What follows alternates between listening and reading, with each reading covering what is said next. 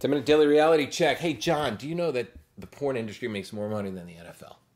I didn't know that. Yeah, they call it the no fucking league is what the NFL is called. And the porn industry makes more money. Do you want to know why? Why? Because as we talked about it in Friday's podcast, hopefully you had enough fucking over the weekend. Hopefully. For those of you who did not, people don't have enough sex. The average married couple, according to stats that I've read online, they have sex once a month. Wow, really? Once a month. With each other? Yeah, well, once a month with each other, and then they probably, the woman is fucking going, that fucking Hitachi magic wand. You ever see that thing? Yeah. Holy shit. I mean, that could get a fucking elephant off in 30 seconds. Well, I've got this thing I bought.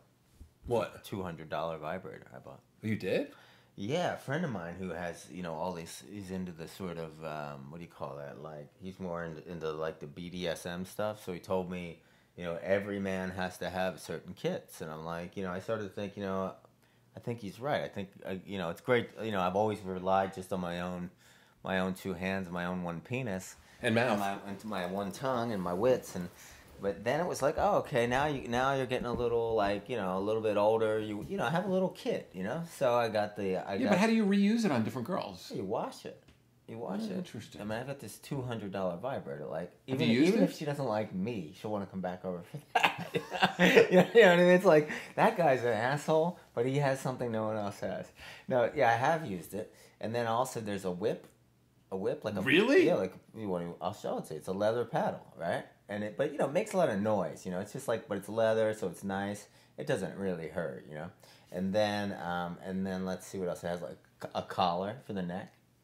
You put a collar on the neck. Don't tell me you got a fucking Pulp Fiction ball to put in their mouth. I didn't get that, but then when you start showing girls that stuff, they like. Some girls like that stuff, Some women, very smart women, very educated, very, driven women. When it comes to the bedroom, it's like a nice polarizing. There's this dom and the sub. There's a nice it's very polarizing. I mean, it's essentially there's always some version of masculine, feminine. This goes a little bit more extreme. I remember, you remember that relationship with that girl that we won't mention, right? Who had all those sex toys?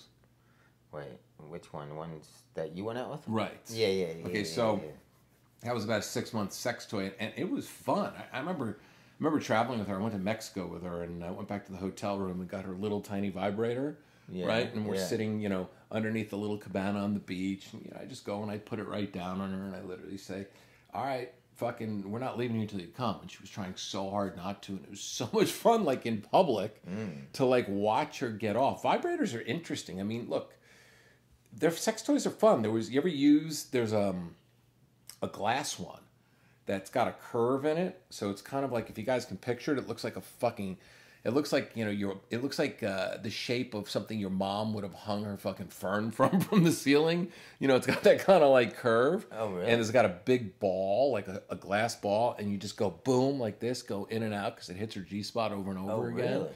That thing, I remember using that on somebody, and I remember she was, I mean, my penis doesn't have an ego.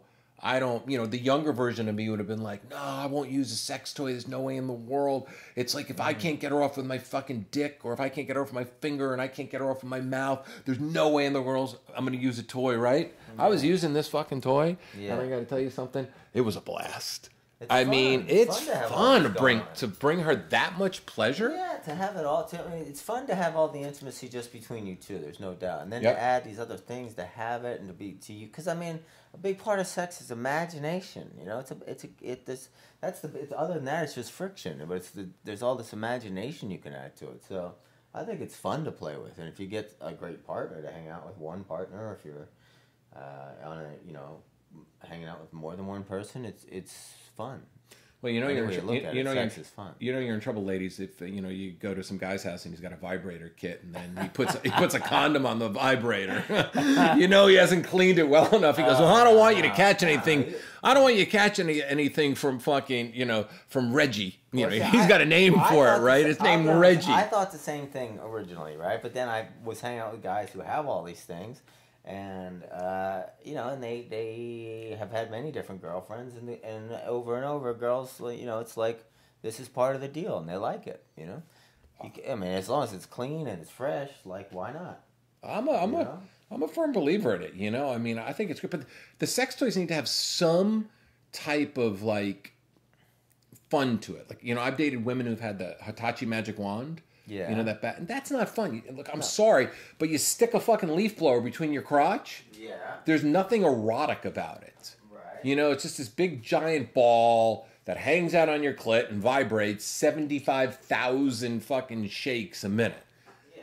That's not fun, but like the sex toys that have like curves and let me see this one. Let me see. Look at this box that comes in. Oh no shit. It's so funny.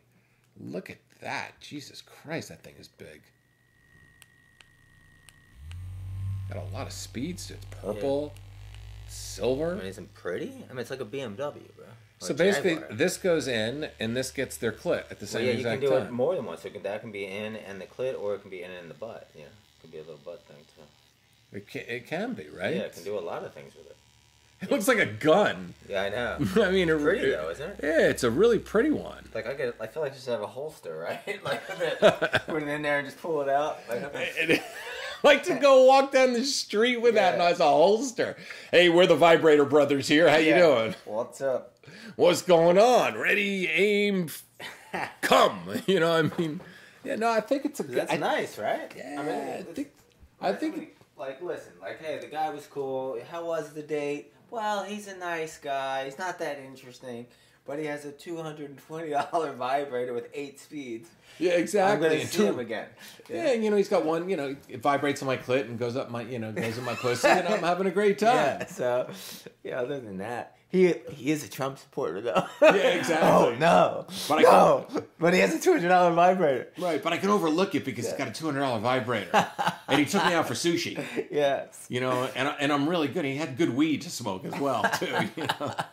I remember when I was younger, my sex kit consisted of like joints. I would get them back to the house because I always knew that, like, in order, especially in the 80s, in the 90s, when women had trouble coming because, there wasn't enough fucking sex education out there. A lot of women had trouble coming, so I would go and fucking roll a big joint, or I'd feed them like a little bit of pot cookie or something I was baking at that time. And I would get them to have orgasms for the very, very first time because it was like the big pride, I got you to come, Yeah.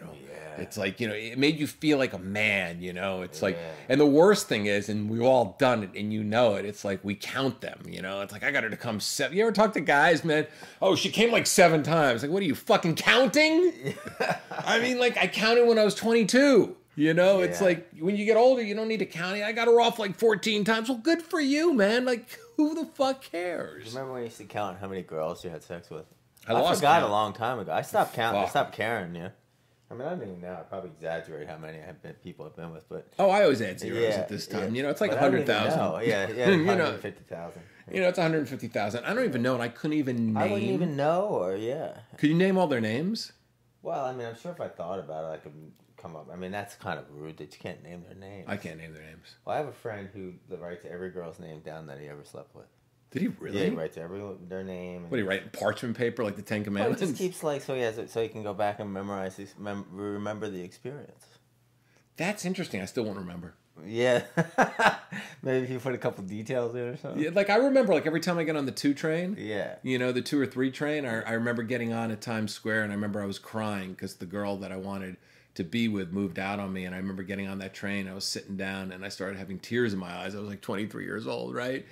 Fucking full of emotion, right? And I remember sitting down next to this really pretty redhead, and she was rubbing my head by 59th Street, and at 72nd Street, I got off, she got off, and she invited me into her house and kept me there for 3 days till I felt better. Nothing like fucking somebody 20 times to make you get over somebody else, right? What a nice person. It was a good person. It was a great experience. She was older. Yeah. And she taught me a really beautiful lesson. Yeah. The lesson was that there's a lot of beautiful women who want to share space and share time with me. And she even told me that this girl, wasn't worthy or wasn't ready for the relationship and the commitment that I wanted to have. And the funny thing about it was neither was I. I just saw the movie About last night and I wanted to live with somebody. Yeah, so true. That's a nice experience you had there. I've had great experiences. I really have. But I agree with you. I think everybody should have a sex kit. Yeah, I think it's important. It should be. Sex is an important part of life. Like a lot of times, especially guys, like, oh, just gonna get a girl, gonna get laid. Like, no, man, get into it. Like, it's big part of our lives is sex. So why not? Like, I mean, I always felt comfortable since I always felt like a natural at sex. But then when I met other people who really got into this kind of stuff, I thought, hey, you know what? Maybe I should step my game up. You know, I'll step my game up. No, I like how you stepped your game up. I like it. You just got to get in a holster now. Yeah, I need a holster. But you didn't even see my whip and chains. Do you want to see it? Nah, I'll stick with the vibrator. Yeah. You know, I don't need to see you fucking going. The next thing I know, you have El Diablo on it, right? You know, it doesn't sound like it's a whip and chains. It's just like a little dog collar. You know, it's for show. It's not like some vicious like satanic stuff. You know, it's like, oh, okay, I've got a little collar on me. Like she could probably break it with her bare hands. I remember years ago. I think it was 4 years ago. Yeah. I remember I met this girl from Miami. I didn't meet her. She actually sent me an email and sent me pictures. And she was smoking hot, right? Yeah. And then we started talking, you know, blah, blah, blah, right? You know, and she was totally into bondage. And she would send me pictures. Yeah. And you're talking like, fucking, she sent me a picture one time. You know how you and I get cupped at the acupuncture, right? Yeah. She was that bruised in her back. Wow. She got the shit kicked out of her. And she says, are you judging me? And I remember saying to her, I said, honey, I ain't judging you because I'm not going to judge you for your kinky shit that you want to do because whatever you want to do, you're free to do, and I think it's cool. But wow, you got the shit fucking kicked out of you. Yeah. How? I don't care what you do, but how is that really fucking enjoyable? Yeah. Did you date her? No, I couldn't hang with. She wanted to do a going next level shit. I'm not into that. Yeah. She wanted to do a little kink. You know, and she told me she was a little kinky, but then as she started exposing it, I was going to go down to Miami and go visit her. Yeah. Once she sent me the pictures of her back all beaten up like that, I'm like, yeah, that's not my cup of tea, man. Yeah. You know, how do you hang with that? Like, I mean, listen, enjoy. I mean, it's nothing, but for me, it's the same thing. Like, I know somebody who could hang with it. There's people for everybody. Yeah, but for me, I'm pretty chill. Yeah, I'm chill. I remember this girl one time. I met her on Match.com years ago, and I was like fucking around, you know, and I was just flirting with her on instant message back in like 2006. And I said to her, look, be a good little fucking genie. I said, and just disappear for a little while. I was fucking around, right? She goes, yes, master. I'm like, okay. Right? So I come back like an hour later. I go, hey, is my genie here? She goes, yes, master.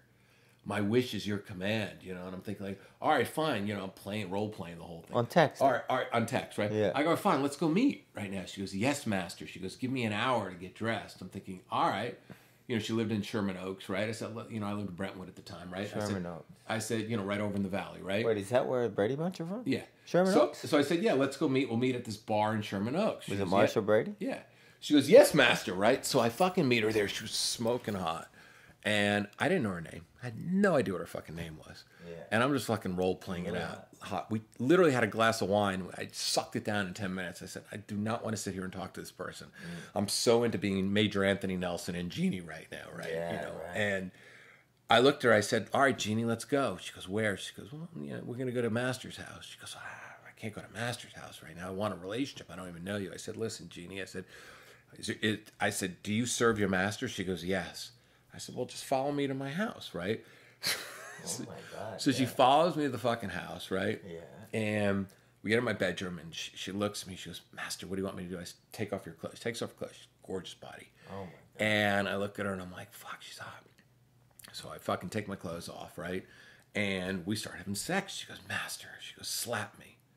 I go, oh, okay. You know, so I give her like a little fucking, like, little peck. Like, I'm not going to hit her, right? Yeah. You know, it's like a little peck. I don't fucking Ray Rice her, you know? Yeah, it's give her this little fucking peck. Yeah. And she goes, harder. I said, no. Yeah. She goes, well, then choke me. I said, okay. So I put my hands around her, pretending to choke her. She goes, no, choke me so I can't breathe. And at that point, dick went fucking limp. Yeah. And I looked and I said, listen, Jeannie. She goes, yes, master. I think you need to go blink yourself home. Oh, really? Because this isn't my thing. No, especially when you meet someone like that, you have to be very careful. Yeah, you got to be really fucking careful. Yeah. And I remember it wasn't my thing, you know? It's like I could take the role playing to a certain point. Yeah. But that was like pushing it. That was pushing my limit. My God, dude. Stop. You never know, you know? I know, and especially in today's... Like, that can be nice things to do when you trust somebody, but just a random stranger is not a good idea, yeah.